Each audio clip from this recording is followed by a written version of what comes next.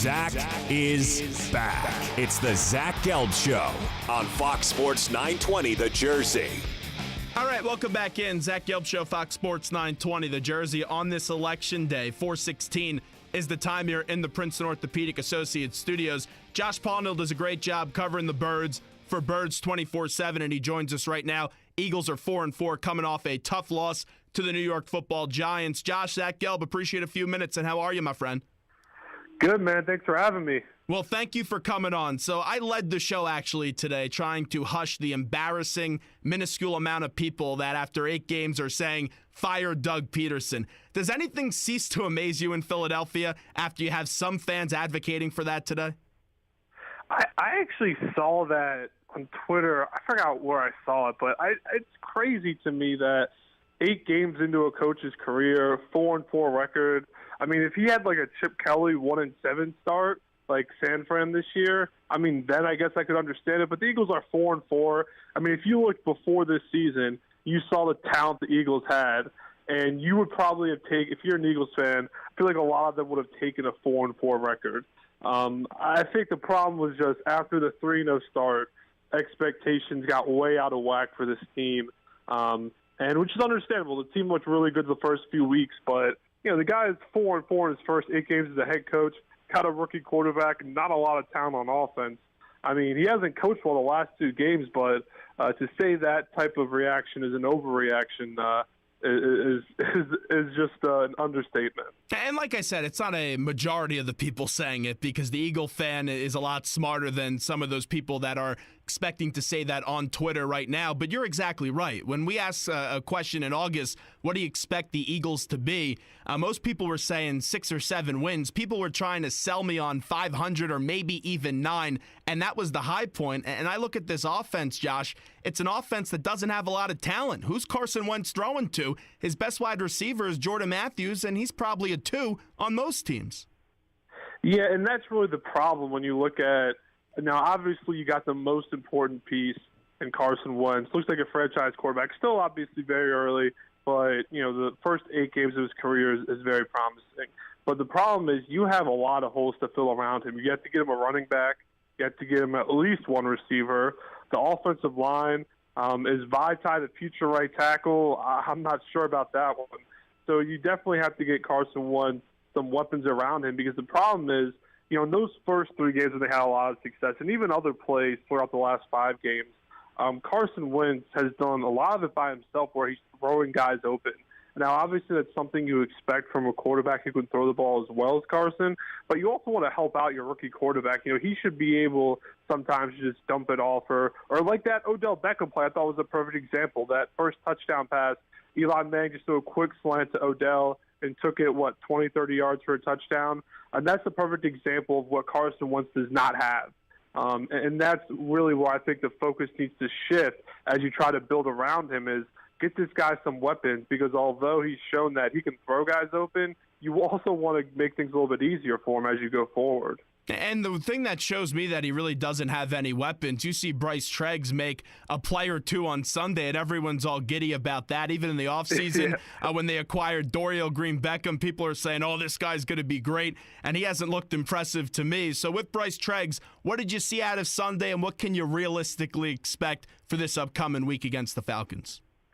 Yeah, well, I thought he did a nice job, obviously, of creating separation. I mean, the speed that he has, when you look at the all-22 coaches' wide shot of that play, I mean, you see him just run down the field, get at least 6 yards on the safety, which is not something you see very often in the NFL. But not just on that play. Later in the game, it was an incomplete pass down the left sideline, but Bryce Treggs was able to get a step on the cornerback, even though the corner had a 9 or 10-yard cushion, which, again, is not something you see very often. So he definitely gives you that field-stretching ability, take the top off, that the Eagles just haven't had previously in the first 7 games of the season. But I also don't think he's a guy that's going to come in and really give you more than, you know, a few catches a game. Now, maybe his numbers really start to grow just because the Eagles don't have anybody else. I mean, outside of Jordan Mathews, is there anyone in particular Carson Wentz needs to throw the ball to? Not really. So I could see Bryce Treggs' numbers doing pretty well, maybe 3 or 4 catches a game just because there aren't many other weapons. But the nice thing is he does give you that field-stretching ability that just was non-existent before he was active. And Ertz finally showed up this past weekend against the Giants. How do they get him going more consistently? Because I feel like every week we're saying, all right, this is going to be the week he does it, and we've seen it only a few times this year.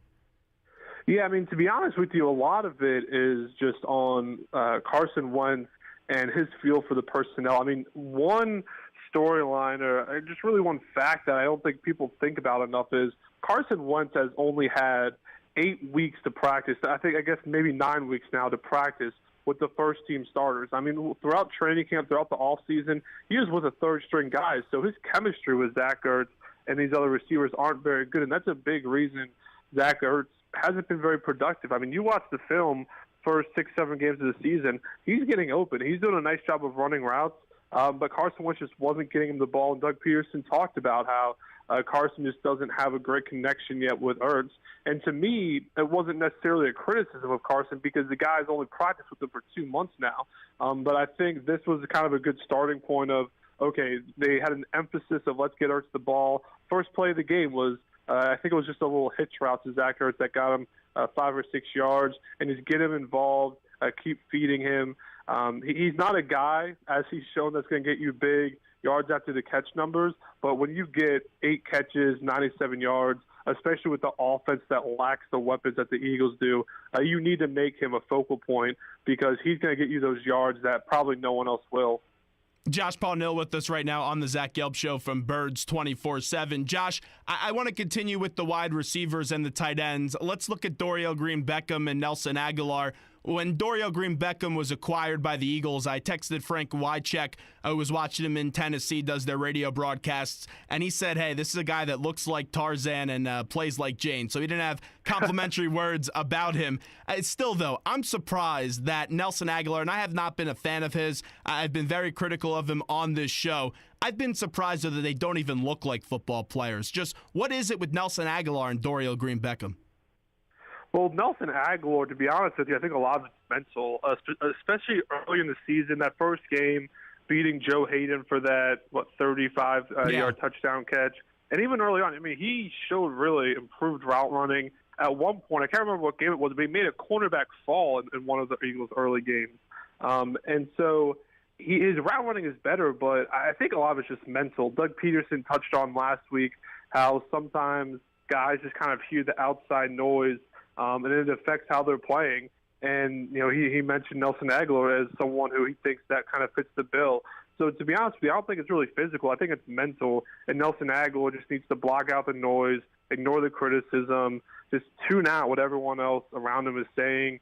And that can be tough for guys because even guys who, you know, don't read the newspaper, don't, you know, turn on the TV or the radio, the problem is everyone around players will text them like, hey, did you see so-and-so said this about you? So with Nelson Aguilar, it's really about the mental part of the game and growing there. But you're right. I mean, he's been a non-factor, and not even for a first-round pick, but just for any type of draft pick. He hasn't given you any production besides that one touchdown pass or one touchdown catch early on. And with Dorial Green-Beckham, I mean, I just don't know. I mean, the routes, in my opinion, aren't very crisp. It's not like he's getting open and Carson Wentz is missing him. He's just really not making plays. And I think the fact the Titans were willing to give up on a second-round pick after just one season, for Dennis Kelly, tells you all you need to know about what they thought of him. And so I think, you know, what Doug Pederson talked about was he really wants to just have an offseason to work with him. And because I think what the Eagles see in him is more of a project, you know, going forward rather than a guy that will give him a lot of production this season. I think Doug Pederson wants to get his hands on him for 6 months in the offseason, work with him on, you know, the smaller parts of the game, the route running, the techniques, and just understanding the concepts of the plays and all of that. So Dorial Green-Beckham, I wouldn't expect him to make a huge impact really until next season because Doug Pederson wants to get his hands on him in the offseason. But with Nelson Aguilar, again, it's just the mental part of the game and kind of blocking out all the noise and the criticism. Is it too late for him to be able to block that out, or will this just be a guy that's going to need to go to another team before we see if he has anything left in the tank in Nelson Aguilar? No, I don't think it's you know, too late for him because I mean he's still very young. He's played. I mean, he missed some games last year. He's played, maybe 20 games in his career so far. Very young player. Obviously hasn't given you the production, even in year 2, that you would hope from a first-round pick. But I think it's way too soon to give up on a guy unless, someone blows your mind with a trade deal. I think you just keep him for the next 2 years, see what you can get out of him, especially because they don't have anything at receiver. Now, if they had a bunch of good receivers, then I could understand moving him, but you invested a first-round pick in him. You don't really look to have anyone better than him. I mean, maybe Bryce Treggs can, give you that added value as the guy that can get over the top. Maybe Dorial Green-Beckham develops into something, but that's 2 other receivers, and then you have Jordan Mathews. So Nelson Aguilar is a guy that they're going to keep around, see what they can get out of him. It's not too late, but it's also obviously a much slower start than you would like. Josh, let's get back to the coach with Pederson. I didn't like the decisions on Sunday to go for it. The first one I can't live with. The second one I can understand, but you got to call a better play call than that. How much was it that this was just someone that was trying to rectify what he thought was the biggest mistake last week against the Cowboys of going for the field goal instead of trying to go for it on 4th down early in that first half against Dallas? How much was that him just trying to correct something that he thought he did wrong in the previous week?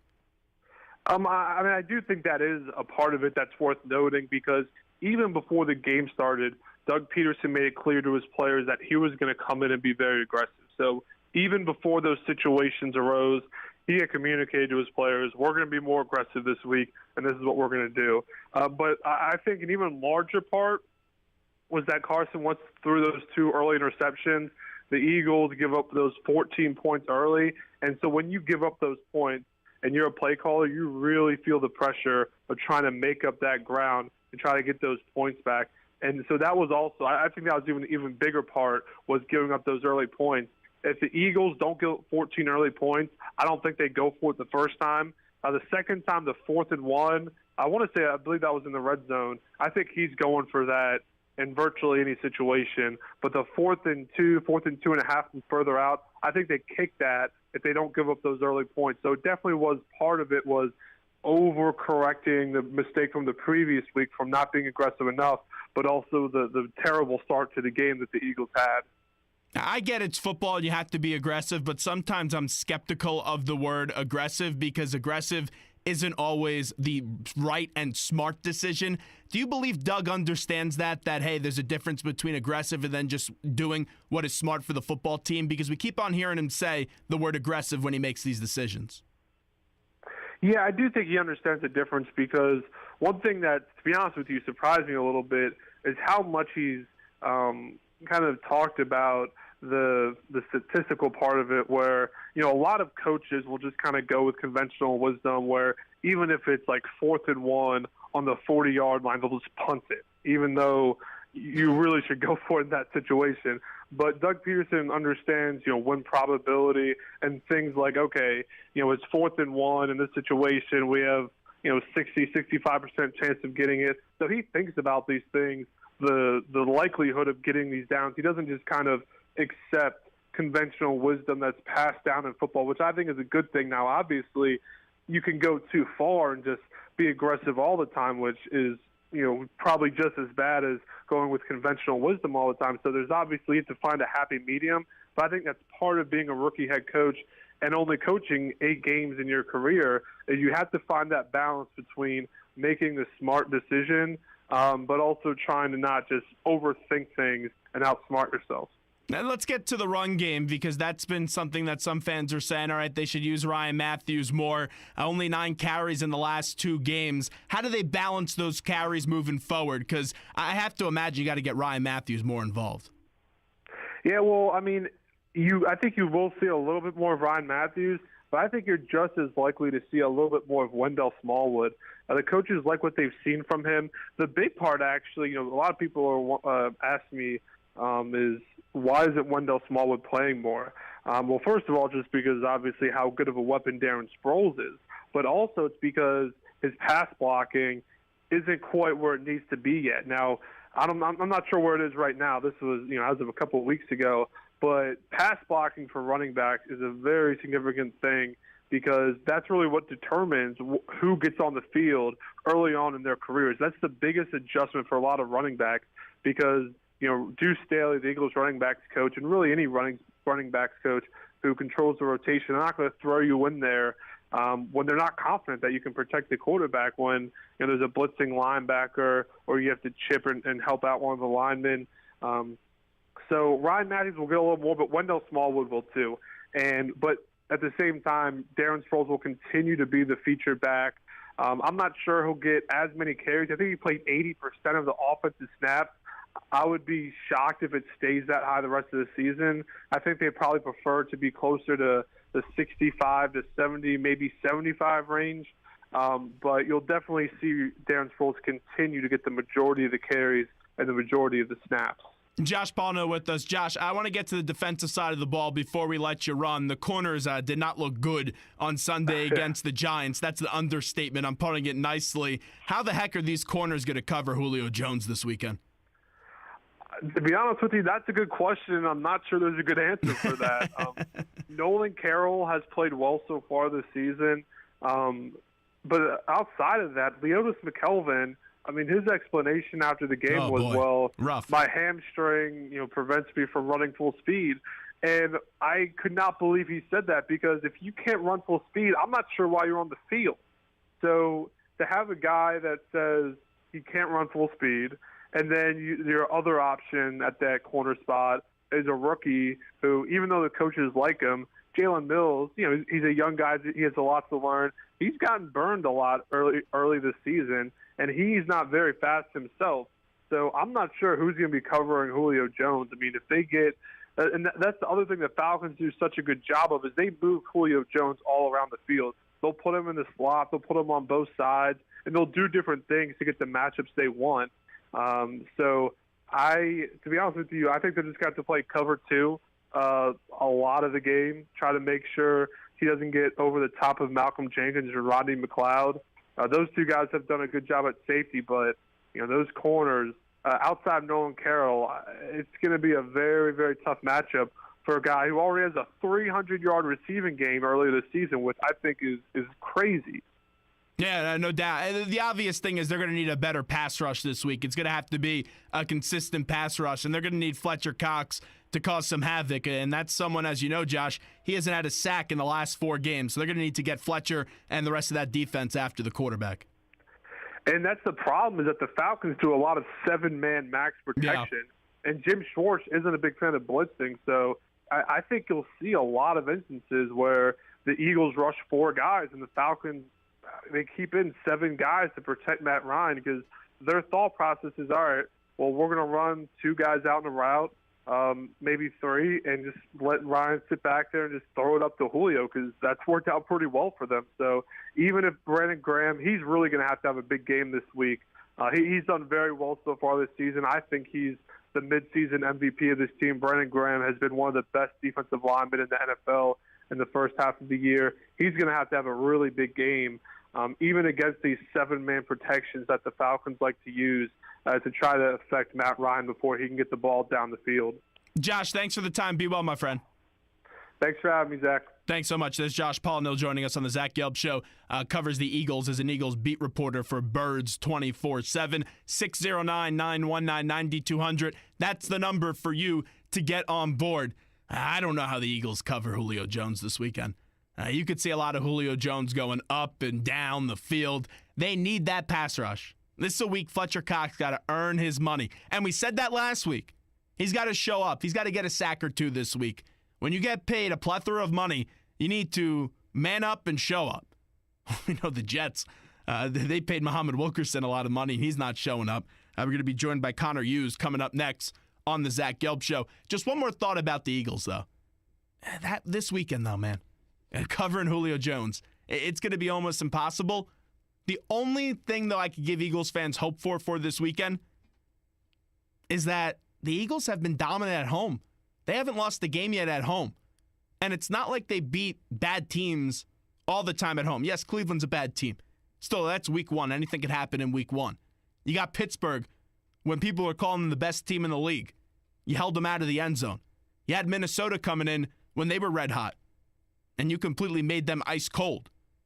And that's the key, because you saw in that Minnesota game, they got after the quarterback. They need to get after the quarterback this week. If they don't get after the quarterback, you're going to have Matt Ryan picking apart that weak secondary. And if that happens, good night. Because there's only so much Carson Wentz could do. He's limited with the lack of support around him. He really is. He's limited. He's not throwing to Jerry Rice. Heck, he's not even throwing to an average player, really, other than Jordan Mathews. He's throwing to no-names. Look how good Bryce Treggs was last week. That's what we're raving about. Bryce Treggs isn't a sensational player. He could be a good story. Maybe turns out to be something. We've seen that before. But there's not one guy that you really line up with and you feel, all right, this is someone that could have put some fear in the opposition's eyes. Other than the quarterback, it doesn't happen. And the reason the quarterback doesn't do that yet is because teams know, all right, if you get some pressure on him, he's going to have to rush real quickly because his offensive line's not that good, and he'll throw it up to inferior players that can't make catches up against a cornerback. They don't have breakaway speed. They don't have separation. They're just not that good on offense. Still, though, everyone just settled down with the Eagles. A lot of overreaction. They're 4-4. I get it. They got off to a hot start. Still, at the end of the day, expectations were not high going into the season for this team. They're going to learn a lot, and then next year is when you really start judging the Doug Pederson and Howie Roseman era together. Roseman-Pederson, is that the campaign on Election Day? Will it work? In 4 years, will they still be here? I'd have to say so, because I believe in Carson Wentz. 609-919-9200. Like I said, one team I don't believe in, that's the New York Jets. They're an embarrassment. Muhammad Wilkerson missing his own birthday celebration in a team meeting. Sheldon Richardson, a joke off the field, and that continues. At least he didn't do anything illegal. This time he was just late. They were finally disciplined, but the coach won't say why they were disciplined. Oh, we're going to keep that stuff in-house. The man that broke that story, Connor Hughes, joins us next, and we'll even fit in some Fitzpatrick talk. More of the Zach Gelb Show next.